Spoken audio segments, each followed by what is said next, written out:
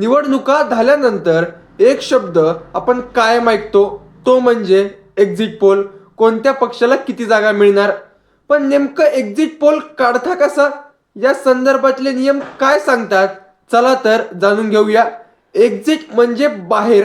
मतदार जेव्हा मतदान करून केंद्राच्या बाहेर पडतो तेव्हा वेगवेगळ्या एक्झिट पोल तयार करणाऱ्या ज्या संस्था असतात त्यांचे प्रतिनिधी मतदारांना विचारतात कोणते सरकार येईल, पंतप्रधान किंवा मुख्यमंत्री कोण होईल, एकंदर वातावरण काय आहे, अशी वेगवेगळ्या प्रश्नांची उत्तरं वेगवेगळ्या वयोगटातील मतदारांना, प्रांतातील, लिंगाच्या आधारावर मतदारांना विचारले जातात आणि सगळी प्राथमिक माहिती गोळा करून सी वोटर असेल, ॲक्सिस माय इंडिया असेल, CNX भारत असेल, यासारख्या अनेक एक्झिट पोल तयार करणाऱ्या संस्था आपल्याकडे आहे. आणि ह्या संस्था वेगवेगळे तज्ज्ञ, राजकीय विश्लेषक, अभ्यासक यांच्या माध्यमातून ह्या संकलित केलेल्या माहितीच्या आधारावरती एक्झिट पोल तयार करतात.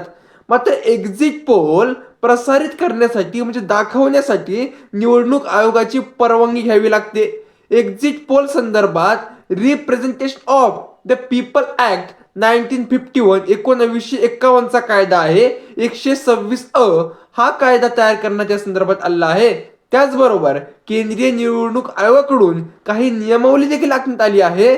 निवडणुकीवरती कोणत्याही गोष्टीचा परिणाम होऊ नये किंवा प्रभाव पडू नये यासाठी नियम असतात.